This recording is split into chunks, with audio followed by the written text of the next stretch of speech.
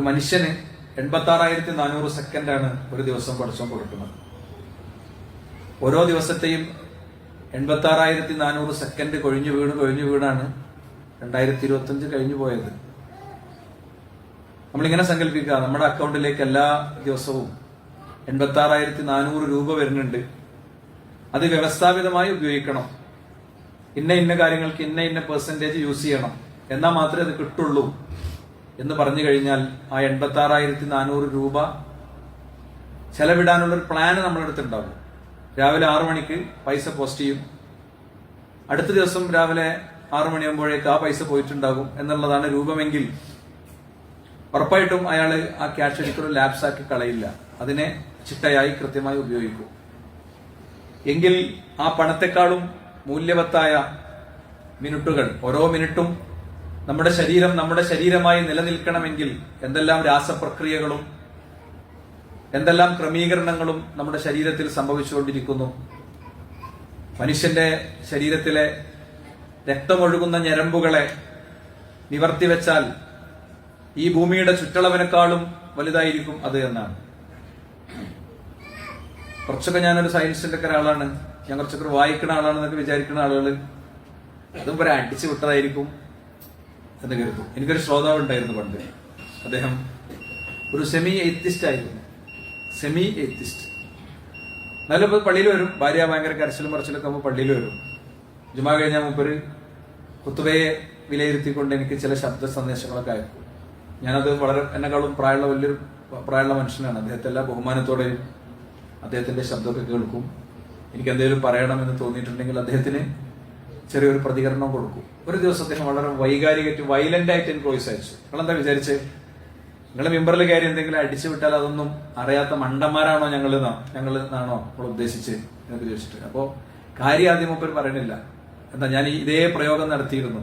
എന്ത്, ഭൂമിയുടെ ചുറ്റളവോളം വരും, അല്ലെങ്കിൽ ചുറ്റളവിനേക്കാളും വരും മനുഷ്യ ശരീരത്തിലെ രക്തചംക്രമണ പ്രക്രിയ നിർവഹിക്കപ്പെടുന്ന രക്തക്കുഴലുകൾ അല്ലെങ്കിൽ ഞരമ്പുകൾ, നാഡീഞരമ്പുകൾ എന്ന പ്രയോഗമാണ് മുമ്പരാകെ പ്രകമ്പനം കൊള്ളിച്ചത്. അത്യാവശ്യം നല്ല ഇംഗ്ലീഷും ഹിന്ദിയും സയൻസൊക്കെ ഉള്ള ഒരാളാണ്.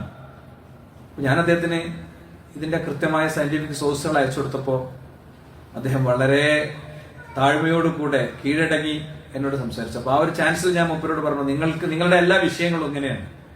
നിങ്ങൾ നേരത്തെ ചില ചിന്തകളും ധാരണകളും ഒക്കെ ഉണ്ടാക്കി വെച്ചിട്ടുണ്ട്.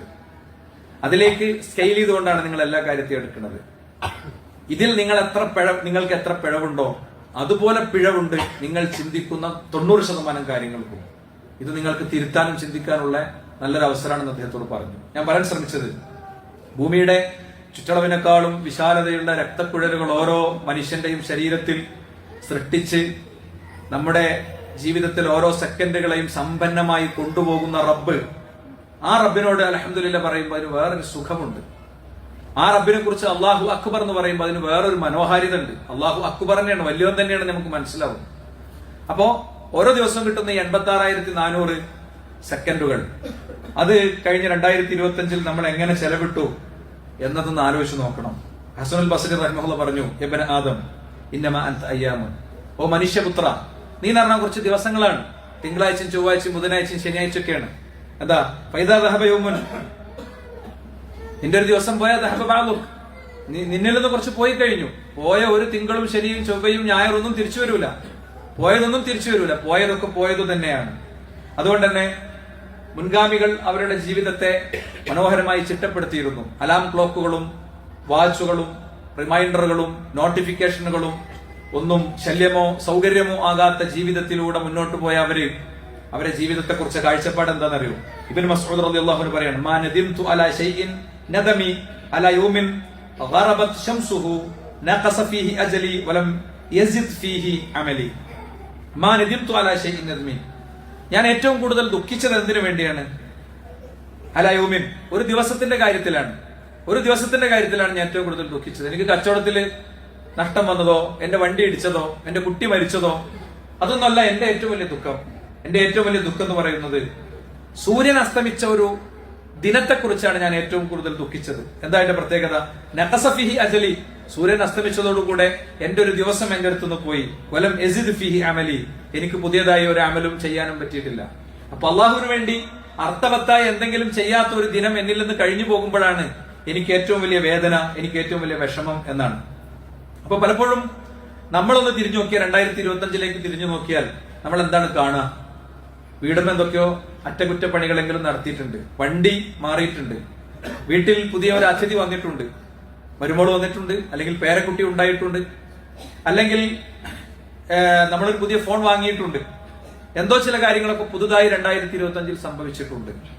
എന്നാൽ 2025 ആത്മീയ ജീവിതത്തിലേക്ക് തിരിഞ്ഞു നോക്കുമ്പോഴോ അത്രയും കാലം ഇല്ലാത്ത എന്തെങ്കിലും ഒന്ന്, അത്രയും കാലം ഇല്ലാത്ത എന്തെങ്കിലും ഒന്ന് നമ്മുടെ കാര്യത്തിൽ ഉണ്ടായിട്ടുണ്ടോ? ദുന്യാവിന്റെ കാര്യത്തിൽ പുതിയ കച്ചവടം തുടങ്ങി, അല്ലെങ്കിൽ അതിനുള്ള ശ്രമങ്ങൾ നടത്തി, പുതിയ വസ്ത്രങ്ങൾ വാങ്ങി, എന്തെങ്കിലും ഒന്ന് പുതിയതായി ഇല്ലാത്ത ആരുമില്ല, എല്ലാം ഉണ്ട്. പക്ഷേ 2025 മുമ്പുണ്ടായിരുന്നതിലേറെ നമസ്കാരത്തിന്റെ കാര്യത്തിൽ എന്തെങ്കിലും ഒരു പുതിയ ദിക്റിന്റെ അർത്ഥം നമ്മൾ പുതിയതായിട്ട് പഠിച്ചോ? ഒരു പുതിയ സൂറത്തിലെ 2 ആയത്ത് നമ്മൾ പഠിച്ചോ? ഏതെങ്കിലും മനസ്സിൽ തറച്ചു നിൽക്കുന്ന, ഓർത്തു നിൽക്കുന്ന, മനസ്സറിഞ്ഞ് പുണ്യങ്ങളെ മുഴുവൻ പ്രതീക്ഷിച്ചുകൊണ്ടുള്ള ഏതെങ്കിലും സദഖ കൊടുത്തോ? സദഖ കൊടുത്തിട്ടുണ്ടാവും. സദഖ വരുന്ന ആളുടെ വലിപ്പത്തിനും എണ്ണത്തിനും പറച്ചിലിനൊക്കെ അനുസരിച്ച് ചിലപ്പോൾ പൈസ കൊടുത്തിട്ടുണ്ടാവും, ഞാനും നിങ്ങളൊക്കെ കൊടുത്തിട്ടുണ്ടാവും. പക്ഷേ മനസ്സറിഞ്ഞ്, അല്ലെ, ഇതെന്റെ പരലോകത്തിലേക്കുള്ളതാണെന്നും ഇതെന്റെ ദുനിയാവിലെ പരീക്ഷണങ്ങൾ അതിജീവിക്കാനുള്ളതാണെന്നൊക്കെ വിചാരിച്ചു കൊടുത്തിട്ടുണ്ടോ? പലതരം സുന്നത്ത് നമസ്കാരങ്ങളുണ്ട്. ഏതെങ്കിലും ഒരു സുന്നത്ത് നമസ്കാരത്തെ ജീവിതത്തിലേക്ക് ചേർത്ത് വെച്ചുകൊണ്ട് പുതിയൊരു രീതിയിലേക്ക് നമ്മൾ എത്തിയിട്ടുണ്ടോ? റമളാൻ കഴിഞ്ഞിട്ട് പിന്നെ ഖുർആൻ എടുത്തു നോക്കിയിട്ടുണ്ടോ? ഇങ്ങനെയുള്ള ഒരു വിശ്വാസിയെ സംബന്ധിച്ചിടത്തോളം ഒരു പുതുവർഷം വരുമ്പോൾ പടക്കം പൊട്ടിക്കലും ആശംസ നേരലും പിന്നെ ന്യൂ ഇയർ ഫ്രണ്ടിനെ കണ്ടെത്തലും അയാൾക്ക് സമ്മാനം അയക്കലും ഒന്നുമല്ല അയാളുടെ അജണ്ട. ചുറ്റുമുള്ള ജീവികളെ ഞാൻ ദ്രോഹിച്ചിട്ടുണ്ടോ? മനുഷ്യർ ഉൾപ്പെടെയുള്ള സർവ്വതിന്റെയും ആവാസ വ്യവസ്ഥിതിയിൽ ഞാൻ എന്തെങ്കിലും ചെയ്തിട്ടുണ്ടോ? അല്ലെ, ഭൂമിയെ തകർക്കുന്ന പ്ലാസ്റ്റിക് മാലിന്യങ്ങളും അനുബന്ധങ്ങളും ഒക്കെ എന്റെ കൈക്ക് ഉത്തരവാദിത്തമില്ലാതെ ഉപേക്ഷിക്കപ്പെട്ടിട്ടുണ്ടോ? രോഗികളായി കഴിയുന്നവർ അരികത്തും അയൽപ്പക്കത്തും കുടുംബത്തിലും ബന്ധത്തിലുമുണ്ട്. അവർക്ക് വേണ്ടി ആശ്വാസവാക്ക് പറയാനോ കൂടെ പോകാനോ ചേർന്ന് നിൽക്കാനോ സഹായിക്കാനോ എനിക്ക് പറ്റിയിട്ടുണ്ടോ? അനാഥ ബാല്യങ്ങളുണ്ട്, അവരുടെ കാര്യത്തിൽ എന്തു ഞാൻ ചെയ്തു? എനിക്ക് കയ്യെത്താത്ത അകലത്തിൽ നൊമ്പരങ്ങളും വേദനകളും പ്രതിസന്ധികളും പ്രയാസങ്ങളും മായി കഴിയുന്ന ധാരാളം മനുഷ്യരുണ്ട്. ഉറങ്ങാത്ത രാവുകളിൽ രാപ്പൊറുതികളെ അതിജീവിക്കാൻ മരുന്നിനെ മാത്രം അവലംബിക്കുന്നവരുണ്ട്. അവരുടെ ഇടയിലൊക്കെ എനിക്ക് എന്തെങ്കിലും റോൾ ഉണ്ടായിട്ടുണ്ടോ? എന്റെ സമയം എവിടെ കൊഴിഞ്ഞുപോയി? ഞാനും എന്റെ ഫോണും തമ്മിൽ എത്ര തവണ കണ്ടു? ഞാൻ അതിന് എത്ര തൊട്ടു? സ്നേഹപൂർവ്വം ഞാൻ എന്റെ മക്കൾക്ക് എത്ര തവണ ചുടുചുംബനം നൽകി? എന്റെ ഉപ്പനോടും ഉമ്മനോടും ചേർന്നിരുന്ന് എത്ര മിനിറ്റ് എനിക്ക് സംസാരിക്കാൻ പറ്റി? അവർക്ക് ഓർത്തു വെക്കാവുന്ന ചൂടുള്ള ഒരു ചുംബനമെങ്കിലും വാർദ്ധക്യത്തിന്റെ വേദനകളിൽ നൊമ്പരങ്ങളിൽ കഴിയുന്ന അവർക്ക് കൊടുക്കാൻ എനിക്ക് സാധിച്ചിട്ടുണ്ടോ? ഒരു മയ്യത്തിന്റെ പിന്നിലെങ്കിലും നിറക്കണ്ണുകളോടെ പ്രാർത്ഥിക്കാൻ എനിക്ക് പറ്റിയിട്ടുണ്ടോ? ഈ കഴിഞ്ഞ ദിവസങ്ങൾക്കിടയിൽ മരിച്ചു കിടക്കണ എന്റെ വാപ്പാന്റെ, എന്റെ അമ്മന്റെ ഖബറിന്റെ അടുത്ത് പോയിട്ട് അല്ലാഹുവേ അവർക്ക് പുറത്തു കൊടുക്കുന്നത് ഞാൻ പറഞ്ഞിട്ടുണ്ടോ? ഇതുപോലെയുള്ള ചിന്തകളും ചോദ്യങ്ങളുമാണ് ഇതിനെ ആഘോഷരാവാക്കുമ്പോഴും ഇതിനെ കേവലം നാട്ടു നടപ്പുകളുടെ അല്ലെങ്കിൽ ഓഫീസ് പ്രയോറിറ്റികളുടെ അതല്ലെങ്കിൽ മാർക്കറ്റിംഗ് സ്ട്രാറ്റജികളുടെ ഇരകളായി നമ്മൾ മാറുമ്പോഴും യഥാർത്ഥത്തിൽ സംഭവിക്കുന്നത്. എന്നാൽ 2025 ഗൗരവപൂർവ്വം കുറെ കാര്യം നമ്മൾ ചെയ്തിട്ടുണ്ട്, ഉറക്കൊഴിച്ചിട്ടുണ്ട്, യാത്ര ചെയ്തിട്ടുണ്ട്, റിസ്ക് എടുത്തിട്ടുണ്ട്, പട്ടിണി കിടന്നിട്ടുണ്ട്. എന്തിനായിരിക്കും? ദുന്യാവിൽ അവസാനിക്കുന്ന കാര്യങ്ങൾക്കായിരിക്കും. നമ്മൾ ഇന്ന് മരിച്ചാൽ അടുത്ത നിമിഷം നമ്മളുടെ പേരിലുള്ളതിന്റെ എല്ലാം അവകാശം വേറുള്ളവരിലേക്ക് നീങ്ങി. അതുകൊണ്ടാ സ്വഹാബി മരിച്ച വിവരം വന്നപ്പോ സ്വഹാബിന്റെ ഭാര്യ ചപ്പാത്തി കഴിക്കണ മക്കളോട്, മക്കളെ ഇനി ശ്രദ്ധിച്ച് കഴിച്ചാൽ മതി, അവർ കുഴക്കൽ അവിടെ നിർത്തി. എന്നിട്ട് ഭക്ഷണപാത്രത്തിൽ വിളമ്പാനിരിക്കുന്ന ചപ്പാത്തിയിലേക്ക് ചൂണ്ടിയിട്ട് പറഞ്ഞു, ഇനി ശ്രദ്ധിച്ച് കഴിച്ചാൽ മതി. ഈ നിമിഷം വരെ നിങ്ങളെ വാപ്പാന്റേതായിരുന്നു. ഇപ്പൊ വാപ്പ പിന്നിട്ട് പോയ സമ്പാദ്യത്തിന് വേറെ ഉടമസ്ഥരുണ്ട്, അത്രേ ഉള്ളൂ. നമ്മുടെ ബാങ്കിലെ അക്കൗണ്ട് ബാലൻസ്, നമ്മുടെ പ്രോപ്പർട്ടികൾ, നമ്മുടെ ആധാരങ്ങൾ സർവ്വതും മറ്റുള്ളവരുടേതായി മാറുന്നതോടുകൂടെ തീരും. ഖുർആൻ അതാ പറഞ്ഞത്, ബൽ തുസിറൂനൽ ഹയാത്തദ് ദുനിയ, അവർ ദുന്യാവിനാണ് പ്രാധാന്യം കൊടുക്കുന്നത്. ദുന്യാവിന്റെ തിരക്ക് കൊണ്ട്, ഞാൻ എപ്പോഴും പറയണ പോലെ, അവർക്ക് ഒരു വിശ്വാസിയെ വിശ്വാസത്തിന്റെ ആധാർ കാർഡ്, വിശ്വാസത്തിന്റെ ഐഡന്റിറ്റി കാർഡായിട്ടുള്ള നമസ്കാരം പോലും സമയത്തിനും നേരത്തിനും വൃത്തിക്കും നിർവഹിക്കാൻ പറ്റുന്നില്ല. അതിന് 100 ന്യായങ്ങളാണ് പറഞ്ഞൊപ്പിക്കുകയാണ്.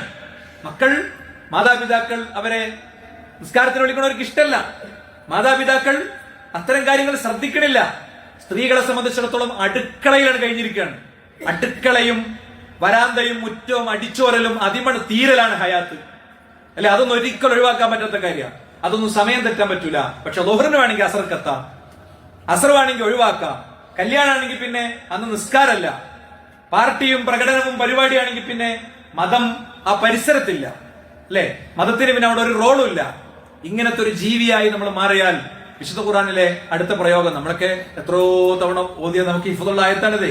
എന്താ? വലാഖിറത്തു ഖൈറും വഅബ്ഖാ, ആഖിറമാണ് എന്നേക്കും ബാക്കിയാകുന്നത്. വലാഖിറത്തു ഖൈറാണ്, അതാണ് ഖൈർ. വഅബ്ഖാ, അതാണ് എന്നേക്കും ബാക്കിയാകുന്നത്. ഈ അടിസ്ഥാനത്തിൽ നിന്ന് മാറിപ്പോകുമ്പോൾ എന്താ സംഭവിക്കാറിയോ? ഖുർആൻ പറഞ്ഞു ഇന്നമൽ ഇലമു അന്നമൽ ഹയാത്തുദ് ദുനിയ, ദുന്യവിയായ ജീവിതം എന്ന് പറയുന്നത് ലഅബ്, അത് കളിയാണ്. വെറുതെ എടുത്തു നോക്ക്. ലഹവാണ്, അത് വിനോദാണ്. കളിയിലും വിനോദത്തിലാ തോന്നപ്പോണത് സമയം. കളിയും വിനോദവും ഒട്ടും വേണ്ടാന്ന് ഇസ്ലാം എവിടെയും പറഞ്ഞിട്ടില്ല. കളിയും വിനോദവും കുടുംബവും ആശ്വാസവും സന്തോഷവും ഒന്നും വേണ്ടാന്ന് എവിടെയും പറഞ്ഞിട്ടില്ല. മദീനയിലെ ഇസ്ലാമിക സമൂഹത്തിന്റെ ജീവിതങ്ങളെ മുന്നിൽ നിർത്തിക്കൊണ്ട്, മക്കയിലെ ഇസ്ലാമിക സമൂഹത്തിന്റെ ജീവിതങ്ങളെ മുന്നിൽ നിർത്തിക്കൊണ്ട്, പ്രവാചക ജീവിതത്തെ മുന്നിൽ നിർത്തിക്കൊണ്ട് നമുക്ക് പറയാൻ പറ്റൂല. പ്രവാചകൻ അന്നത്തിന് വേണ്ടി കഷ്ടപ്പെട്ടിട്ടുണ്ട് അല്ലെ. പ്രവാചകൻ അന്നത്തിന് വേണ്ടി കഷ്ടപ്പെട്ടിട്ടുണ്ട്. ആരാന്റെ ഔദാര്യം കാത്ത് ഒരു ദിവസം നിന്നിട്ടില്ല. ആരാന്റെ ഔദാര്യം കാത്ത് ഒരു ദിവസം നിന്നിട്ടില്ല. ആടിനെ മേച്ചിട്ടുണ്ട്. പ്രവാചകൻ സല്ലല്ലാഹു അലൈഹി വസല്ലം തങ്ങൾ വളരെ ത്യാഗപൂർവമായ കച്ചവട യാത്രകൾ നടത്തിയിട്ടുണ്ട് നുബുവത്തിന് മുമ്പ് തന്നെ അല്ലെ. അത് കഴിഞ്ഞാൽ ഭാര്യമാരുടെ കൂടെ അദ്ദേഹം സമയം ചെലവിട്ടിട്ടുണ്ട്. ഞാനൊരു സൂഫിയാണ്, എനിക്ക് ദുന്യാവിന്റെ ഇഷ്ടങ്ങളൊന്നും വേണ്ടാന്ന് പ്രവാചകൻ പറഞ്ഞിട്ടില്ല. ഭാര്യമാരുടെ കൂടെ ഇരുന്നിട്ടുണ്ട്, കളിച്ചിട്ടുണ്ട്, ചിരിച്ചിട്ടുണ്ട്. റൊമാൻറ്റിക് ലൈഫിന്റെ, പ്രണയ ജീവിതത്തിന്റെ ഏറ്റവും മനോഹര ദൃശ്യങ്ങൾ മനുഷ്യ ചരിത്രത്തിന് പ്രവാചകനോളം കൊടുത്ത ആരുമില്ല. പ്രവാചകന്റെ സെക്സുമായിട്ട് ബന്ധപ്പെട്ട, ഇന്റർകോഴ്സുമായി ബന്ധപ്പെട്ട ഗൈഡ് ലൈനുകളെ, മാർഗനിർദ്ദേശങ്ങളെ മാത്രം പഠിച്ച് ഇസ്ലാം സ്വീകരിച്ച വ്യക്തികൾ ലോകത്തുണ്ട്. ഇത്രയും സയന്റിഫിക് ആയിട്ട്, ഇത്രയും ശാസ്ത്രീയമായിട്ട് മനുഷ്യ ശരീരത്തിന്റെ ജീവശാസ്ത്രങ്ങളെയോ അല്ലെങ്കിൽ അനാട്ടമിയെയോ മനുഷ്യ ശരീരത്തെയോ പഠിക്കാത്ത ഒരാൾക്ക് ഒരിക്കലും ഇത് പറയാൻ പറ്റില്ല. പ്രവാചകൻ അനാട്ടമി പഠിച്ചിട്ടില്ല, പ്രവാചകൻ ബയോളജി പഠിച്ചിട്ടില്ല, പ്രവാചകൻ ലേബർ റൂമും ലാബും അത് പ്രവാചക ജീവിതത്തിൽ ഉണ്ടായിട്ടില്ല. പിന്നെ എങ്ങനെ പറയാൻ പറ്റി? സ്വന്തം പേരെഴുതാൻ അറിയാത്ത, ജനിക്കും മുമ്പേ പിതാവിനെ നഷ്ടപ്പെട്ട, ജനിച്ച് 6 വയസ്സാകുമ്പോ തന്റെ മടിയിൽ കിടന്ന് മരിക്കുന്ന ഉമ്മ മരണപ്പെടുകയാണെന്ന് പോലും മനസ്സിലാക്കാൻ പ്രാപ്തിയില്ലാത്ത പ്രായത്തിൽ അനാഥത്വത്തിന്റെ വേദനകളിലേക്ക് വഴിമാറ്റപ്പെട്ട ഒരു പ്രവാചകന് ഇതെങ്ങനെ പറ്റിയെന്ന് ചോദിച്ചു കഴിഞ്ഞാൽ, ആകാശത്ത് നിന്ന് വഹീമായി വരുന്ന ജിബ്രീൽ അലൈഹി സ്വലാം പറഞ്ഞു കൊടുത്തു അതിന്റെ ഉത്തരം.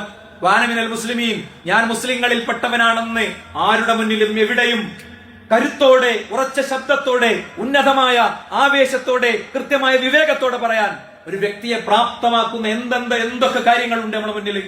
അതിലേക്കൊന്നും എത്താൻ പറ്റാത്തത് ലഹബുമാണ്, കളി വിനോദാണ്. പിന്നെന്താ സീനത്ത്, അലങ്കാരങ്ങളാണ്. ഒക്കെ ബ്യൂട്ടിഫിക്കേഷന് വേണ്ടിയിട്ടാണ് പരിപാടി അല്ലെ. ജീവിതം എടുത്തു നോക്കിയാൽ മതി. ജീവിതത്തിലെ വലിയ സമ്പാദ്യം എന്തിനാ പോണേ? ബ്യൂട്ടിഫിക്കേഷന് വേണ്ടിയിട്ടാ പോണേ. ഒരു ബ്യൂട്ടി വേണ്ടാന്നില്ല. പക്ഷേ അടുത്തതാണ് പ്രശ്നം. ബൈനക്കും, എനിക്കൊരു സ്റ്റാറ്റസ് ഇല്ലേ, ആ സ്റ്റാറ്റസ് അനുസരിച്ച് ഞാൻ പോണ്ടേ? അതിനും കുഴപ്പമില്ല, സ്റ്റാറ്റസ് അനുസരിച്ചും പോകാം അല്ലെ. ഒരു വ്യക്തിയുടെ അവസ്ഥക്കനുസരിച്ചേക്ക് ജീവിക്കാം, അതിനും പ്രശ്നമില്ല. പക്ഷെ അരികത്തും ചുറ്റുമൊക്കെ ഒരിക്കലും നിറയാത്ത വയറുകളും ഒരിക്കലും അണയാത്ത ദുഃഖത്തിന്റെ കനലരിക്കുന്ന ഹൃദയങ്ങളും ഒഴുകുന്ന കണ്ണുകളും ഉണ്ടാകുമ്പോ അതെന്റെ ഫർളാണ്. ആ ഫർളിലേക്ക് നിക്ഷേപിച്ചതിന് ശേഷം ഞാൻ അത്തരം കാര്യങ്ങളിലേക്ക് പോകാവൂ. അതാണ് അവിടുത്തെ വിഷയം. നോക്കൂ നിങ്ങൾ, മക്കളെ വെച്ചിട്ടും സമ്പാദ്യം വെച്ചിട്ടുള്ള കളിയാണ് പിന്നെ നടക്കണതെന്നാണ്. ഇങ്ങനെ ആയുസ് കൊഴിഞ്ഞു പോണതിന്റെ അടുത്ത് സഹോദരന്മാരെ ഒരു ദിവസം അവസാനിക്കും. അവിടെയാണ് ഖുർആൻ ചോദിച്ചത്, അഫഹസിബതും അന്നമാ ഖലഖനാകും അബഥ വഅന്നകും ഇലൈനാ ലാ തുർജഊൻ. അഫഹസിബതും, നിങ്ങൾ വിചാരിക്കുന്നുണ്ടോ, അന്നമാ ഖലഖനാകും അബഥ, നിങ്ങളെ നമ്മൾ വെറുതെ ഉണ്ടാക്കിയതാണെന്ന്? ഏതാ അത്ഭുതമല്ലാത്തത്? മനുഷ്യന്റെ ശരീരം എടുത്തു കഴിഞ്ഞ സഹോദരന്മാരെ, ഏതാണ് അത്ഭുതമല്ലാത്തത്? എന്തെങ്കിലും ഉണ്ടോ? മനുഷ്യന്റെ മുടി എടുത്ത, എന്റെ മുടി പോലെ മുടി ലോകത്ത് ആർക്കില്ല, എനിക്ക് മാത്രം. അതുകൊണ്ടാണ് കുറ്റാന്വേഷണത്തിൽ ഫോറൻസിക് ഉദ്യോഗസ്ഥർ വന്ന അവർ തപ്പണ കാര്യങ്ങളിൽ ഒന്ന് അതായിരിക്കും. അവരുടെ കയ്യിലെ ലെൻസും ആധുനിക ഉപകരണങ്ങളും വെച്ചിട്ട്. എന്റെ ഉമനീര് ഞാനൊരു സ്ഥലത്ത് തുപ്പിപ്പോയാൽ എന്റെ ഉമനീരിലേക്ക് വേറെ ഉമനീര് വന്നതെന്ന് വേറെ തിരിച്ചെടുക്കാൻ പറ്റും. എന്റെ ഉമനീര് പോലെ എനിക്ക് മാത്രം ഉമനീര്, എന്റെ കൈവിരലടയാളങ്ങൾ പോലെ എനിക്ക് മാത്രം കൈവിരലടയാളം, എന്റെ കണ്ണിലെ ചില പ്രത്യേക സെല്ലുകൾ എനിക്ക് മാത്രം. അതുകൊണ്ടാണ് കണ്ണ് ഐഡന്റിഫിക്കേഷൻ മാർക്കായി മാറുന്നത്. എയർപോർട്ടിൽ ഇമിഗ്രേഷൻ കൗണ്ടറിൽ ചെന്നിട്ട് നോക്കാൻ പറയണത് അല്ലെ, അത് ഫേസ് എടുക്കാൻ മാത്രമൊന്നുമല്ല, ഊരി കൊണ്ടുപോവാണ്. നമ്മളെന്ന വ്യക്തിയെ കുറിച്ചുള്ള കൃത്യമായ ഡാറ്റ അനങ്ങാൻ പറ്റൂല. ഇതാണ് മനുഷ്യരിൽപ്പെട്ട, അള്ള പടച്ച കോടിക്കണക്കിന് മനുഷ്യരിൽപ്പെട്ട ഏതോ ഒരു മനുഷ്യന്റെ തലച്ചോറിന്റെ ഉള്ളിലെ ചെറിയ പെർസെന്റേജ് വെച്ച് ഇത്രയൊക്കെ ഉണ്ടാക്കി എടുത്തിട്ടുണ്ടെങ്കിൽ ഇതൊക്കെ ഉണ്ടാക്കിയ റബ്ബിന് ഇതൊന്നും ഒരു പ്രയാസമല്ല അല്ലെ. മരിച്ചവരെ ജീവിപ്പിക്കാൻ ഇത്രയും ചെയ്ത റബ്ബിന് പറ്റൂല എന്ന് ചോദിക്കണം. അതുകൊണ്ടാണ് ഖുർആൻ ചോദിച്ചത്, നിങ്ങൾ വെറുതെ ഉണ്ടാക്കിയതാണ് നിങ്ങൾ വിചാരിക്കുന്നുണ്ടോ, അന്നക്കും ഇലൈനാ ലാ തുർജഊൻ, നിങ്ങൾ നമ്മുടെ അടുത്തേക്ക് മടക്കപ്പെടുകയില്ല എന്ന് വിചാരിക്കുന്നുണ്ടോ. എനിക്ക് ഏറ്റവും പ്രിയപ്പെട്ട എന്റെ ഒരു അടുത്ത സുഹൃത്ത് ഇന്നലെ സൗദി അറേബ്യയിൽ അൽഹായിൽ മരണപ്പെട്ടു. അള്ളാഹു അദ്ദേഹത്തിന്റെ ഖബർ വിശാലാക്കി കൊടുക്കുമാറാകട്ടെ. നല്ല കച്ചവടക്കാരനാണ്. പക്ഷേ കച്ചവടത്തിനിടയിലും ദുന്യാവിനും പരലോകത്തിനും ഇടയിൽ വരക്കാനുള്ള ഒരു വരണ്ട്. ആ വര വരക്കാൻ കഴിഞ്ഞവർ രക്ഷപ്പെട്ടു. പലപ്പോഴും മനുഷ്യന്മാർക്ക് പറ്റണ എന്താ, കച്ചവടത്തിലുള്ളവൻ കച്ചവടത്തുമ്പോ തന്നെ, വണ്ടിമ്മള്ളവൻ വണ്ടിമ്മ തന്നെ അല്ലെ, സ്കൂളിലെ അധ്യാപകനായ അധ്യാപകൻ തന്നെ, വേറൊന്നുമില്ല. അതിനിടയിലൊക്കെ ദുന്യാവിന്റെ കൂടെ ദീനുണ്ട്. ആ ദീനൊക്കെ ഓരോന്നിനും ഓരോ സ്റ്റോപ്പ് കൊടുത്താൽ പറ്റും. ഇവിടെ കേരളത്തിലെ ഏറ്റവും പ്രഗത്ഭമായ ഏത് ഹോസ്പിറ്റലിൽ ചെന്നങ്ങള് 100, 150, 200 പേഷ്യൻസ് അവിടെ ഇരിക്കെ ഒന്നാമത്തെ റക്കഅത്ത് പള്ളിയിൽ തുടങ്ങിയെന്ന് ഉറപ്പായതിന്റെ ശേഷം ആ സീറ്റിൽ നിന്ന് സ്റ്റെതസ്കോപ്പ് വെച്ചിട്ട് ഇറങ്ങി ഓടിയിട്ട് ഇറങ്ങിയിട്ട് സൊഫിൽ കയറി നിസ്കരിച്ച് പെട്ടെന്ന് തിരിച്ചു വരണേ എത്രയോ ഡോക്ടർമാരുണ്ട്. നേരെ തിരിച്ച് ഒക്കെ കഴിഞ്ഞ് 6 മണിക്ക് സുബഹി നിസ്കരിക്കുന്ന ആൾക്കാരുണ്ട്. 6 മണിക്ക് നിസ്കരിക്കുമ്പോഴും പേഷ്യൻസ് അവിടെ ഉണ്ടാകും. 6 മണിക്ക് നിസ്കരിക്കുമ്പോഴും കടയിൽ തിരക്കുണ്ടാവും. കറക്റ്റ് സമയത്ത് നിസ്കരിക്കുമ്പോഴും ഉണ്ടാകും. ഇത് വേർതിരിച്ചെടുക്കാൻ കഴിയണം. അപ്പൊ അങ്ങനത്തെ ഒരു കച്ചവടക്കാരനായിരുന്നു അദ്ദേഹം. ഞാൻ അൽഹായിലൊരു പ്രബോധന സംബന്ധമായ പരിപാടിയായിട്ട് ചെന്നപ്പോ ഇങ്ങനെ ക്ഷണിക്കുകയാണ് ആൾക്കാരെ, മലയാളികളെ. നീണ്ട വർഷമായിട്ട് അല്ലെ, ഇന്നിപ്പോ അവിടുത്തെ ക്രൗൺ പ്രിൻസിനെക്കാളും കാലം മുപ്പർ അവിടെ ജീവിച്ചിട്ടുണ്ടാവും എനിക്ക് തോന്നുന്നു. ഇങ്ങനെ ക്ഷണിക്കുക. അപ്പൊ എനിക്ക് ഭയങ്കര കൗതുകം തോന്നി. അപ്പൊ ഞാൻ അദ്ദേഹത്തെ പ്രശംസിച്ചപ്പോൾ അദ്ദേഹം പറഞ്ഞു, ഒരു ദിവസം ഞാനൊരു ചങ്ങാതിനെ വിളിച്ചു, നിങ്ങൾ വെരിങ് ക്ലാസ്സിന് പറഞ്ഞപ്പോ ആ ചെറുപ്പക്കാരൻ പറഞ്ഞു, കാക്കേ നിങ്ങളെ തലയൊക്കെ നരച്ചു തുടങ്ങി, നിങ്ങളത് ഫുള്ള് കറുപ്പാ, കുറച്ചൊന്ന് കളിക്കട്ടെ കുറച്ചു കാലം, എന്നിട്ട് നന്നാകാം. അപ്പൊ തന്നെ നന്നായാലും ബുദ്ധിമുട്ടാണ്. ഓനൊരു ചിരിയും ചിരിച്ചിട്ട് ഒരു ഇളി ഇടിച്ചിട്ട് അങ്ങനെ തന്നെ അവർ പറഞ്ഞത്. അങ്ങനെ പോയി. കുറച്ച് കഴിഞ്ഞപ്പോ സൗദി ഷുർത്താൻ വിളിച്ചു, പോലീസ് വിളിച്ചു, നിങ്ങളെ നാട്ടുകാരനൊരു ചങ്ങാതി ഇവിടെ ആക്സിഡന്റ് ആയിട്ട് വരണം എന്നാണ്. ചെന്ന് നോക്കിയപ്പോ സ്റ്റിയറിംഗിന്റെ സീറ്റിന്റെ ഇടയിൽ അങ്ങനെ കരിഞ്ഞിരിക്കുന്നുണ്ട്, പകുതി കത്തിയിട്ട് ഇരിക്കുന്നുണ്ട്. ഞാനാണ് അവന്റെ ബോഡി റിക്കവർ ചെയ്തത്, പോലീസുകാർക്ക് വേണ്ട സൈനും കാര്യങ്ങളൊക്കെ കൊടുത്തത് ഞാനാണ് എന്ന് അദ്ദേഹം പറഞ്ഞു. അത്രേ ഉള്ളൂ. വരുന്നോടത്ത് വെച്ച് കാണാന്ന് ചില ആൾക്കാർ വിചാരിക്കുക. ഒന്നുമില്ല, എവിടെ കാണാറിയോ, ഒരാളുടെ 2 കാലും മുന്നിൽ വെക്കാൻ പറ്റൂല. 4 കാര്യത്തെ കുറിച്ച് ചോദിക്കും. 1, വയസ്സ് എന്തിന് ചെലവാക്കി? നിന്റെ ശരീരത്തിലെ കിഡ്നിയും നിന്റെ കരളും നിന്റെ മസ്തിഷ്കവും നിന്റെ ആമാശയവും നിന്റെ ശരീരത്തിലെ വ്യത്യസ്തമായ അവയവങ്ങളും ഓജി ജംഗ്ഷനും നിന്റെ പാങ്ക്രിയാസും നിന്റെ ശരീരത്തിൽ അനുഗ്രഹങ്ങളായി നിനക്കൊരു നിമിഷം ഭാരമാകാതെ കൊണ്ടു നടന്ന സർവം നീ എന്തിനു ചെലവാക്കി മനുഷ്യാന്ന് പഠിച്ചോ ചോദിക്കും. നിനക്ക് ചില വിജ്ഞാനങ്ങളൊക്കെ കിട്ടിയിട്ടുണ്ട്. എന്താണ് ആ വിജ്ഞാനം? ഗംഗയിൽ ഒഴുക്കപ്പെടുന്ന മനുഷ്യ മൃതശരീരം തിന്നു കഴിയുന്നത് ആത്മീയതയാണെന്ന് വിശ്വസിക്കുന്നവരുണ്ട്. അവരുടെ കൂട്ടത്തിൽ നീ പെട്ടിട്ടില്ല. എന്താ, മനുഷ്യന്റെ കൈകളാൽ നിർമ്മിക്കപ്പെടുന്ന വിഗ്രഹങ്ങളെ ആരാധിക്കുന്നവരുണ്ട്. അതിന് നീ പോയിട്ടില്ല. നിനക്ക് തിരിച്ചറിവ് കിട്ടിയിട്ടുണ്ട് അല്ലെ. പ്രവാചകൻ അന്ത്യപ്രവാചകൻ നിനക്കറിയാം, ഖുർആൻ ഓതാൻ നിനക്കറിയാം, അത് സത്യാണെന്ന് നിനക്ക് അറിയിപ്പുകൾ കിട്ടിയിട്ടുണ്ട്. ഇതൊക്കെ വെച്ച് നീ എന്ത് ചെയ്തു? നീ സമ്പാദിച്ചുണ്ടാക്കിയ സമ്പാദ്യം അത് എവിടുന്ന് വന്നു, എവിടെ പോയി?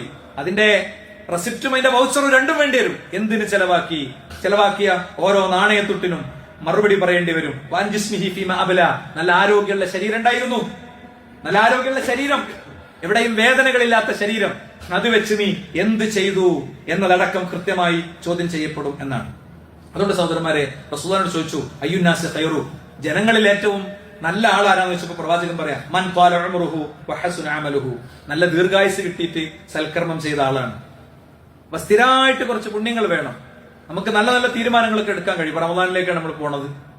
ഫെബ്രുവരി മധ്യവാരം പിന്നിടുന്നതോടുകൂടെ റമദാനായി. കുറച്ച് സമയമുള്ളൂ. ശരിക്ക് റമദാനിനെ ഈ വർഷമെങ്കിലും ശരിക്കൊന്ന് ഉപയോഗിക്കണമെന്ന് തീരുമാനിച്ചിട്ട് കുറച്ച് ക്രമീകരണമൊക്കെ പ്രത്യേകിച്ച് കച്ചവടക്കാര് ദീർഘയാത്ര ചെയ്യുന്നവരൊക്കെ ഒന്ന് ചെയ്യേണ്ട സമയമാണ് ഇപ്പോൾ. നല്ല സമയമാണ്. സ്ത്രീകൾക്ക് അവരെ നോമ്പൊക്കെ നോറ്റുവിട്ടാൻ പറ്റിയ സമയമാണ്. കുറഞ്ഞ പകലും ദീർഘമായ രാത്രി അല്ലേ, നല്ല ഏകദേശം ഒരു സേഫ് ആയിട്ടുള്ള കാലാവസ്ഥയൊക്കെയാണ്. അങ്ങനെയൊക്കെയാണ് നമ്മൾ പ്ലാനിങ് ഉണ്ടാക്കേണ്ടത്. അങ്ങനെയൊക്കെയാണ് നമ്മൾ കാര്യങ്ങളെ ചിന്തിച്ച് പോകേണ്ടത്. ആരാണ് ഷർറുനാസ് എന്ന് വെച്ചപ്പോൾ പ്രവാചകൻ പറഞ്ഞു, മൻ ത്വാല ഉംറുഹു വസഅ അമലുഹു, ഒരാളുടെ ആയുസ് അങ്ങനെ കഴിഞ്ഞു പോകുക, പക്ഷേ ഓരോ അമലും വരുന്നില്ല, വേണ്ടാത്ത കാര്യങ്ങൾ ജീവിതത്തിൽ ഉണ്ടാവുകയും ചെയ്യുക. അപ്പൊ നമ്മൾ പ്രത്യേകിച്ച് പൊതു ഇടങ്ങളിലൊക്കെ ഇടപെടുന്നവർ വളരെ ശ്രദ്ധിക്കണം. നമ്മളെല്ലാവരും കൂടി ഇടപെട്ടിട്ട് ക്ലബിനൊരു TV വാങ്ങിക്കൊടുത്തു. ആദ്യം വാർത്തക്കാർ എല്ലാവരും പോയി കഴിഞ്ഞാൽ തിരിച്ചു വെച്ചിട്ട് കുട്ടികൾ പിന്നെ അതിലെന്താ കാണുക നമുക്കൊന്നും പറയാൻ പറ്റൂല. അപ്പൊ നമ്മൾ ഇടപെടുന്ന ഇടങ്ങൾ നമ്മൾ മരിച്ചതിന്റെ ശേഷം നമുക്ക് തിന്മ ഉണ്ടാക്കുന്ന സ്ഥലങ്ങളാകാൻ പാടില്ല. നമ്മൾ പണം നിക്ഷേപിക്കുന്ന, നമ്മൾ സംഭാവന കൊടുക്കണം, അവിടെയൊക്കെ പോളിസി വേണം. ഇത് നിങ്ങൾ ചോദിക്കരുത്, ഇന്നത് നിങ്ങൾ ചോദിച്ചോളൂ. ഇന്ന് 2 വട്ടം പറഞ്ഞാൽ 3ാമത്തെ വട്ടം ചർച്ചയിൽ പറയും അതിന് മുപ്പര് തരൂല എന്നറിയും. അതിന് ഉള്ളിൽ വിശ്വാസത്തിന്റെ കരുത്തും പുറത്ത് നിലപാടിന്റെ ശേഷിയും നമുക്ക് ഉണ്ടാകണം. അപ്പോഴേ അത്തരം കാര്യങ്ങൾ അങ്ങനെ തന്നെ നമുക്ക് ചെയ്യാൻ സാധിക്കുള്ളൂ എന്നുള്ള കാര്യത്തിൽ യാതൊരു സംശയമല്ല. സമയം നഷ്ടപ്പെടുന്നതിനെ കുറിച്ച് പണ്ഡിതന്മാർ പറഞ്ഞ വാക്കുകളുണ്ട്. മൻ അംദാ യൗമൻ മിൻ ഉംരിഹി, ഒരാളുടെ ആയുസ്സിൽ നിന്നൊരു ദിവസം കഴിഞ്ഞു പോയി, ഫി ഗൈരി ഹഖ്ഖിൻ ഖലാഹു, ഒരാൾക്കും വേണ്ട ഒരു ബാധ്യതയും ഒരു അവകാശവും അയാൾ ചെയ്തു കൊടുത്തില്ല, ഒരു ബാധ്യതയും ചെയ്തില്ല. ഉപ്പ, ഉമ്മ, മക്കൾ, ഭാര്യ, അയൽക്കാർ, നാട്ടുകാർ, വഴിയിൽ താമസിക്കുന്നവർ, മുന്നിലും പിന്നിലും യാത്ര ചെയ്യുന്ന വണ്ടിക്കാർ, എന്തെല്ലാം എന്തെല്ലാം എന്തെല്ലാം ഇടപെടുന്ന ഓരോടത്തും ഓരോ സ്ഥലത്തും നമുക്ക് ബാധ്യതകൾ, ഉത്തരവാദിത്തങ്ങളുണ്ട്. ഒന്നും ചെയ്തില്ല. ഔ ഫർദിൻ അദ്ദാഹു, ഒരുപാട് ഫർളുകളുണ്ട്. നമസ്കാരം മാത്രമൊന്നുമല്ല, ഒരുപാട് ഫർളുകളുണ്ട്. ഒരു ഫർളും ചെയ്തില്ല. ഒരു പട്ട ഒത്ത നടുക്ക് റോഡിന്റെ നടുക്ക് വീണെടുക്കുന്നത് കാണുകയാണ്. വണ്ടി സൈഡാക്കിയത് എടുത്തിട്ടുള്ള മൂമിനിന് ഫറലാണ്, ഒരു സംശയമില്ല. അതുൾപ്പെടെയുള്ള ഒരു ഫർദും ചെയ്തില്ല. ഔ ഖൈരിൻ അസ്സസഹു, ഒരു നന്മയും സ്ഥാപിക്കാത്തൊരു പകൽ, ഒരു നന്മയും ചെയ്തില്ല. ഇല്ലേ? ഇനി ഔ ഇൽമിൻ ഇഖ്തസബഹു, പുതിയൊരു ഇൽമും നേടിയില്ല, ഒരറിവും നേടിയില്ല, പുതിയൊരു വിജ്ഞാനവും നേടിയില്ലാത്തൊരു പകല്. ഫഖദ് അഖ യൗമഹു, അവൻ അവന്റെ ദിവസത്തെ അപമാനിച്ചിരിക്കുന്നു. അവന്റെ 86,400 സെക്കൻഡിനോട് അവൻ ചെയ്ത അപമാനമാണത്. വളലമ നഫ്സഹു, അവൻ സ്വന്തത്തോട് അതിക്രമമാണ് ചെയ്തിരിക്കുന്നത് എന്നാണ്. ഈ ബോധ്യം ഉള്ളിലുള്ളത് കൊണ്ട് തന്നെ മഹാപണ്ഡിതന്മാര് ഇത്തരം കാര്യങ്ങളെ കുറിച്ച് പറഞ്ഞത് എന്താണെന്നറിയോ? എന്താണ്? ഒരു പണ്ഡിതനോട് പറയാം, നിങ്ങൾ ഇരിക്കും, ഞങ്ങളെ കൂടെ കുറച്ചു നേരം സംസാരിക്കും എന്ന് പറയാണ്. ആ പണ്ഡിതന്റെ അടുത്ത് നിന്ന് അവര് വിജ്ഞാനം കാര്യമൊക്കെയാണ് ഉദ്ദേശിക്കുന്നത്. പക്ഷെ അത്രയും നേരം അവിടെ നിന്ന് നടന്ന ചർച്ച കുറച്ച് അപ്പുറത്തുനിന്ന് കേട്ട അദ്ദേഹം അവരോട് പറഞ്ഞ എന്താ, ഇഹ്ബിസു അശംസ വനാജിലിസ് മഅക്കും, നിങ്ങൾ ആ സൂര്യൻ ഒന്ന് പിടിച്ചു നിർത്തി തരും, ആ സൂര്യനൊന്ന് പിടിച്ചു നിർത്തി തരും, ഞങ്ങൾ കൂടെ ഇരുന്നോളാം, സമയം പോവാണ്, എനിക്ക് ഒരുപാട് കാര്യങ്ങൾ ചെയ്യാനുണ്ട് എന്നാണ്. ഇബ്നുൽ ജൗസി റഹിമഹുല്ലാഹ് പറഞ്ഞു, ഒരു മനുഷ്യന് വെറുതെ ഇരിക്കുന്നതിൽ ഞാൻ ഏറ്റവും കൂടുതൽ കോപിഷ്ഠനാണ്. വെറുതെ എങ്ങനെ ഇരിക്കുക? എന്താണ് പ്രത്യേകത? ലൈസ ഫി അമലി ദുനിയ വലാ ഫി അമലിൽ ആഖിറ, ദുനിയാവിന്റെ പണിയൊന്നും എടുക്കണില്ല, പരലോകത്തിന്റെ പണി എടുക്കണില്ല. മൊബൈൽ കയ്യിലുണ്ടായ പിന്നെ എന്താണ്? നീക്കലാണ്. ഒരു റീൽ നിങ്ങൾ നീക്കിയാൽ 30-37 റീൽ വരെ നീക്കിയിട്ടുണ്ടാവും. ഇനി ഒന്ന് ചെക്ക് ചെയ്ത് നോക്ക്, ഇനി ഒന്ന് ചെക്ക് ചെയ്ത് നോക്ക്. ഒരു റീല് നീക്കിയാൽ 37 വരെ ചെക്ക് ചെയ്തിട്ടുണ്ടാവും. ഇപ്പോ ഈ മദ്രസ എന്ന് പറഞ്ഞ സെഷൻ നടന്നു വരുന്നുണ്ട്. 5, 6, 7 ക്ലാസ്സിലെ കുട്ടികൾക്ക് വേണ്ടിയിട്ട് കഴിഞ്ഞ 4 ദിവസം നമ്മളൊക്കെയാണ് ക്ലാസ് എടുക്കുന്നത്. ഇൻഷാ അല്ലാഹ് നാളെയും ഇന്നും നാളെയൊക്കെ അതുണ്ട്. അപ്പൊ നമ്മളിപ്പോ കുട്ടികളെ പഠിപ്പിക്കണം എന്താ അറിയും? കഴിഞ്ഞ എന്റെ 2 ക്ലാസ്സിലുള്ള സംഭവം എന്തായിരുന്നു അറിയും? മൊബൈൽ ഉപയോഗത്തിന്റെ പ്രശ്നങ്ങളായിരുന്നു. അപ്പൊ ഞാൻ വായിച്ചെത്തിയപ്പോ കണ്ടൊരു സാധനം എന്താ നിങ്ങൾ ഞെട്ടിക്കുന്ന ഒരു കാര്യം, തലച്ചോറിന്റെ മെമ്മറി ഏറ്റവും കുറവുള്ള ജനറേഷൻ ജെൻസി ആണെന്നാണ്, ഇപ്പത്തെ തലമുറയാണെന്നാണ്. ഇപ്പൊ സ്കൂളിൽ പഠിക്കുന്ന കുട്ടികളില്ലേ, ഒരു 1ാം ക്ലാസ് മുതൽ ഇങ്ങനെ പോയിട്ട് 13ാം ക്ലാസ് ഡിഗ്രി ഒക്കെ വരെയുള്ള ആ കുട്ടികളാണെന്നാണ്. വളരെ സയന്റിഫിക് ആയ പഠനങ്ങൾ വരിക. ആ പഠനം പൂർത്തീകരിച്ച നാടുകളിലൊക്കെ ഇൻസ്റ്റാഗ്രാമും സോഷ്യൽ മീഡിയ നിരോധിച്ചുകൊണ്ടിരിക്കുകയാണ്. നമ്മളിതൊക്കെ ഇനി നിരോധിക്കും. ഒരു 25 കൊല്ലം കഴിഞ്ഞു. അപ്പോൾ തന്നെ അന്തവും കുന്തവും ഇല്ലാത്ത മണ്ട തകർന്ന ഒരു ജനത അവിടെ ഉണ്ടായിട്ടുണ്ടാവും. ഇങ്ങനത്തെ സ്റ്റഡീസ് ഒന്നും നമ്മളെ ഒന്നും സംവിധാനങ്ങളുടെ ഉത്തരവാദിത്തമല്ല. നമുക്ക് ഇലക്ഷൻ ക്യാമ്പയിനുകൾ വേണം. നമുക്ക് ഏതെങ്കിലും സമുദായ നേതാക്കന്മാരുടെ പ്രസ്താവനയ്ക്ക് ചുറ്റും വട്ടമിട്ട് പറക്കണം. ഏതെങ്കിലും വ്യക്തിയുടെ സ്വകാര്യ ജീവിതത്തിന്റെ അജണ്ടകളിലേക്ക് മാത്രം ഒളിക്കണ്ണുകളായിട്ട് പോകണം. അതിന് സെൻസേഷണൽ ന്യൂസ് ഉണ്ടാകും. ആരെങ്കിലും തച്ചുകൊന്ന 1/4 മണിക്കൂർ കൊണ്ട് ചർച്ചകളും കാര്യങ്ങളും അവസാനിക്കും. തുറക്കരുത്, നമ്മളിത് തുറക്കരുത്. വാർത്ത അറിയാൻ നല്ല പരിപാടികൾ ഇപ്പൊ ഉണ്ട്. ഞാനിരുന്ന് 24 മണിക്കൂർ ഇരുന്ന് വാർത്ത കാണുന്ന പരിപാടി ഇപ്പല്ല. ഇപ്പൊ കുറെ ചാറ്റ് ബോട്ടുകളൊക്കെ വന്നിട്ടുണ്ട്. ഇന്നത്തെ പ്രധാന കാര്യങ്ങൾ എന്താണെന്ന് വെച്ച് കഴിഞ്ഞാൽ സ്ക്രീൻഷോട്ടുകളൊക്കെ വളരെ കൃത്യമായിട്ട് തരും. അതിനാവശ്യമുള്ള മാത്രം എടുത്താൽ മതി. അതുകൊണ്ട് സുഹൃത്തുക്കളെ, സമയത്തെ നമ്മൾ ഒന്നുകൂടി വ്യവസ്ഥാപിതമായി ഉപയോഗിച്ച് ശീലിക്കണം എന്നാണ് ഈ ഒരു ഘട്ടത്തിൽ നമുക്ക് എല്ലാവരും ഓർമ്മപ്പെടുത്താനുള്ളതെന്ന് സ്വീകരിക്കുമാറാകട്ടെ.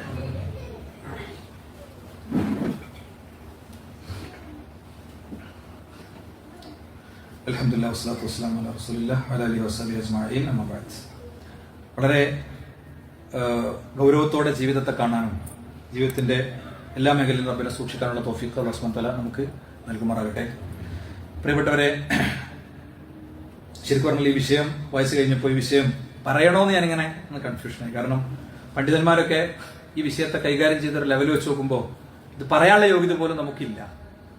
അപ്പൊ പറഞ്ഞിട്ട് ആ ഒരു ഭയത്തിലും ആ ഒരു പേടിയിലും ജീവിതത്തെ ക്രമീകരിക്കുക എന്നുള്ളതാണ് ചിലപ്പോഴൊക്കെ ചെയ്യുക. അതുകൊണ്ട് തന്നെയാണ് കൃത്യമായിട്ട് പറയാൻ ശ്രമിക്കുന്നത്. നമുക്ക് നിങ്ങൾ ഇമാം നബവി റഹ്മത്തുള്ളാഹി 45 കൊല്ലം ജീവിച്ചിട്ടുള്ളൂ. 45 കൊല്ലത്തിന്റെ ജീവിതത്തിന്റെ ഭാഗമാണ് റിയാദുസ് സാലിഹീനും ഇമാം നബവിയുടെ 40 ഹദീസുകളും ഷർഹ് മുസ്ലിം ഒക്കെ. അദ്ദേഹത്തിന്റെ എല്ലാ ഗ്രന്ഥങ്ങളും വൈറലാണ്. ഈ നേരത്തും ആരെങ്കിലും ഏതെങ്കിലും ഒരു ലോകത്ത് ഒരാൾ വായിക്കാത്തൊരു പുസ്തകം ഉണ്ടാവില്ല. അദ്ദേഹത്തെ കുറിച്ച് വായിച്ചൊരു വാചകം എന്താ പറയുക, അദ്ദേഹം ശരിക്കും കടന്നുറങ്ങിയിട്ടില്ല. അദ്ദേഹം കടന്നുറങ്ങിയിട്ടില്ല. ഗ്രന്ഥരചനക്കിടയിൽ അദ്ദേഹം കിതാബിലേക്ക് തലവെച്ച് കിടക്കും, ഞെട്ടി ഉണർന്ന് വീണ്ടും അദ്ദേഹത്തിന്റെ പണി തുടരും. അങ്ങനെയാണ് അവരൊക്കെ സമയത്ത് യൂസ്. ഇബ്നു ശൈഖുൽ ഇസ്ലാം ഇബ്നു തൈമിയ്യ റഹിമഹുല്ലാഹ് അവനോട് പറയും, അദ്ദേഹം ടോയ്ലറ്റിൽ ഇരിക്കുമ്പോ, നീ ഉറക്കെ വായിച്ചോ, ഞാൻ കേട്ടോളാം.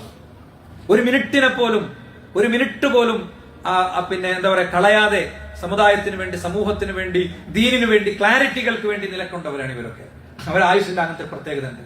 അവരെ കാലത്തെ ഫിത്നകൾക്കെതിരിൽ ശക്തമായി നിലക്കൊണ്ടവരാണ് ഇവരൊക്കെ. അതുകൊണ്ട് നമുക്കും സമയത്തെ ഒന്ന് ചിട്ടപ്പെടുത്താൻ തീർച്ചയായും പറ്റണം. അതിലുള്ള കാര്യം എന്താണെന്ന് വെച്ച് കഴിഞ്ഞാൽ ഞാൻ 5-6 കാര്യം പറയാം. ഒന്ന്, ലക്ഷ്യം വ്യക്തമാകണം. എന്താണ് നമ്മളെ ലക്ഷ്യം എന്നത് കൃത്യമായി വ്യക്തത വരണം. അതേപോലെ തന്നെ ദിവസത്തിന് പദ്ധതി വേണം. നിർബന്ധ കാര്യങ്ങൾ, പ്രയോജനമുള്ള കാര്യങ്ങൾ, ഒഴിവാക്കേണ്ട കാര്യങ്ങൾ, അങ്ങനെ കൃത്യമായ പ്ലാൻ വേണം. പിന്നെ പ്രാധാന്യങ്ങൾക്കനുസരിച്ച് സെറ്റ് ചെയ്യണം, പ്രയോറിറ്റിക്കനുസരിച്ച് കാര്യങ്ങൾ സെറ്റ് ചെയ്യണം. പിന്നെ നിശ്ചിത കാര്യങ്ങൾക്ക് സമയം ബ്ലോക്ക് ചെയ്യണം. ഇന്ന സമയം ഇന്നതിനെ ഉപയോഗിക്കുള്ളൂ എന്ന് തീരുമാനിക്കണം. അതേപോലെ മൊബൈൽ ഫോണും സോഷ്യൽ മീഡിയ നിയന്ത്രിക്കണം. ഫ്രഷ് ടൈമിൽ അതൊരിക്കലും തുറക്കൂല എന്ന് ഉറപ്പുവരുത്തണം. പിന്നെ ഇന്നതിന്നതേ തുറക്കുള്ളൂ എന്ന് ഉറപ്പുവരുത്തണം. അവരിട്ട് തരുന്ന അൽഗോരിതത്തിന്റെ കെണികളിൽ കുടുങ്ങി പോകുന്ന അവസ്ഥയിൽ നിന്ന് രക്ഷപ്പെടണം. പിന്നെ ചില കാര്യങ്ങളിൽ ഇല്ല എന്ന് പറയാൻ നമ്മൾ കൃത്യമായി പഠിക്കണം. 8ാമത്തത്, സ്വയം പരിശോധന ഉണ്ടാകണം. ഈ ദിവസത്തെ ഞാൻ എങ്ങനെ യൂസ് ചെയ്തു എന്നുള്ളത്. അതുപോലെ ആരോഗ്യ സംരക്ഷണവും ഉറക്കുമൊക്കെ കൃത്യതയോടുകൂടെ കൊണ്ടുപോകണം. ഇബാദത്തിന്റെ സമയത്തോട് കണക്ട് ചെയ്തുകൊണ്ട് ബാക്കി പ്ലാനുകൾ ഉണ്ടാക്കണം. ഇങ്ങനെ ധാരാളം മാർഗനിർദ്ദേശങ്ങൾ നമുക്ക് ഈ വിഷയകമായിട്ട് കാണാൻ കഴിയും. കാര്യങ്ങളെ ശരിയാം വിധം പഠിച്ച് മുന്നോട്ട് പോകാനുള്ള തൗഫീഖ് അല്ലാഹു സുബ്ഹാനഹു വ തആല നമുക്ക് നൽകുമാറാകട്ടെ. വലിയൊരു സന്തോഷവും വലിയൊരു പ്രാർത്ഥനയുടെ ആവശ്യവും ഞങ്ങളോട് പറയണം. ഈ പള്ളിയുടെ കളക്ഷനൊക്കെ ആയിട്ട് ബന്ധപ്പെട്ട് നമ്മൾ പറയും, ഈ പള്ളിയിൽ ഇരിക്കണവരും അതുപോലെ തന്നെ എന്താ പറയാ സോഷ്യൽ മീഡിയയിൽ ഈ ഖുത്ബ എല്ലാ ആഴ്ചയും കേൾക്കുന്ന കുറച്ച് ആൾക്കാരുണ്ട്. ഏറ്റവും മിനിമം ഒരു 3,000-4,000 ആൾക്കാർ എന്തായാലും കേൾക്കാറുണ്ട്. അപ്പോൾ നമ്മളെല്ലാരും കൂടി ഈ പള്ളിന്റെ കൺസ്ട്രക്ഷൻ ഒക്കെ തീർക്കണം എന്നൊക്കെ പറയും. അപ്പൊ നീണ്ടകാലമായി നമ്മളെ കേട്ടുകൊണ്ടിരിക്കുന്ന ഒരു സഹോദരൻ, അദ്ദേഹത്തിന്റേതായ പരിശ്രമം കൊണ്ട് നമുക്ക് കുറച്ച് പൈസ ഒക്കെ കളക്ട് ചെയ്ത് തന്നിട്ടുണ്ട്. ഇംഗ്ലീഷുകാരും ഫ്രഞ്ചുകാരും ഒക്കെ ആയിട്ടുള്ള അദ്ദേഹത്തിന്റെ ഫ്രണ്ട്സിന്റെ അടിയിൽ നിന്ന് വലിയ സംഖ്യ, ചെറിയ സംഖ്യ എന്നല്ല, വലിയൊരു സംഖ്യ അദ്ദേഹം കളക്ട് ചെയ്ത് തന്നിട്ടുണ്ട്. അപ്പോ ഈ അടുത്ത് ഞാൻ ഉംറ പോയപ്പോൾ അദ്ദേഹം എന്നോട് പറഞ്ഞു, നിങ്ങൾ പ്രാർത്ഥിക്കണം, എനിക്ക് മക്കളില്ല. അപ്പൊ ഞാൻ അദ്ദേഹത്തെ ഒരു വട്ടം കണ്ടിട്ടില്ല, ഒറ്റവട്ടം പോലും മുഖാമുഖം സംസാരിച്ചിട്ടില്ല. അദ്ദേഹം കഴിഞ്ഞ ദിവസം അദ്ദേഹം പൊട്ടിക്കരഞ്ഞ് ഒരു കാര്യം പറഞ്ഞു, എനിക്ക് പെങ്ങളില്ല, എനിക്ക് ബ്രദറില്ല, ആരുമില്ല, എനിക്കൊരു കുഞ്ഞുമില്ല, മക്കളുണ്ടായിട്ടില്ല. ഞാനിപ്പോ ജുമാന്റെ തൊട്ട് മുമ്പ് ഇങ്ങോട്ട് കയറുന്നതിന് മുമ്പ് ഒരു ഓഡിയോ തുറന്നു നോക്കിയപ്പോൾ ഭയങ്കര സന്തോഷത്തിൽ അദ്ദേഹം പറയാം, എന്റെ ഭാര്യ പ്രഗ്നന്റാണ് സാറേ. അപ്പോ അദ്ദേഹം കാത്തുകാത്തിരുന്നൊരു കാര്യമാണ്. നമ്മളെ ഈ സെഫിൽ അദ്ദേഹം ഇല്ല എന്നുള്ളൂ, നമ്മുടെ കൂടെ യാത്ര ചെയ്യുന്ന അള്ളാഹു അദ്ദേഹത്തിന് സ്വാലിഹായ ഒരു സന്താനത്തെ കൊടുക്കുമാറാകട്ടെ. അള്ളാഹു അദ്ദേഹത്തിന് ഇനി ഈ വിഷയത്തിൽ സങ്കടപ്പെടേണ്ടുന്ന ഒരു സാഹചര്യം ഇല്ലാത്ത രീതിയിൽ മക്കളെ പ്രദാനം ചെയ്യുമാറാകട്ടെ. അതോടൊപ്പം നമ്മുടെ സ്വപ്പിൽ വരുന്ന ഒരു സഹോദരൻ, അദ്ദേഹം കിഡ്നി രോഗബാധിതനായി വീട്ടിലിരിക്കുകയാണ്. എല്ലാവരും അദ്ദേഹത്തെ പ്രാർത്ഥനയിൽ ഉൾപ്പെടുത്തണം. എല്ലാ വിഷമങ്ങളും പ്രയാസങ്ങളും അല്ലാഹു സുബ്ഹാനഹു വ തആല പരിഹരിച്ചു കൊടുക്കുമാറാകട്ടെ. ലാ ഇലാഹ ഇല്ലല്ലാഹുവിന്റെ വഴിയിൽ ഏറ്റവും ഉയർന്ന രീതിയിൽ സഞ്ചരിക്കാനുള്ള തൗഫീഖ് നൽകുമാറാകട്ടെ. 2026 കഴിഞ്ഞ് തിരിഞ്ഞു നോക്കുമ്പോൾ ഇന്ന നല്ല കാര്യങ്ങളൊക്കെ എനിക്ക് ചെയ്യാൻ പറ്റി, ഞാൻ ജീവിതം കൂടുതൽ ചിട്ടപ്പെടുത്തി എന്നൊക്കെ ചിന്തിക്കാവുന്ന വിധം മാർഗനിർദ്ദേശങ്ങൾ ഉൾക്കൊള്ളാൻ തൗഫീഖ് അല്ലാഹു നൽകുമാറാകട്ടെ. നമ്മുടെ പള്ളിയുടെ നിർമ്മാണ പ്രവർത്തനങ്ങൾ പുരോഗതിപ്പെടുകയാണ്. സാമ്പത്തിക ഇനിയും നമുക്ക് വേണം. എല്ലാവരും അവരവരുടെ ഓഹരികളുടെ കാര്യം പ്രത്യേകം ശ്രദ്ധിക്കുക. അല്ലാഹു സുബ്ഹാനഹു വ തആല നമുക്ക് മഗ്ഫിറത്ത് നൽകുമാറാകട്ടെ.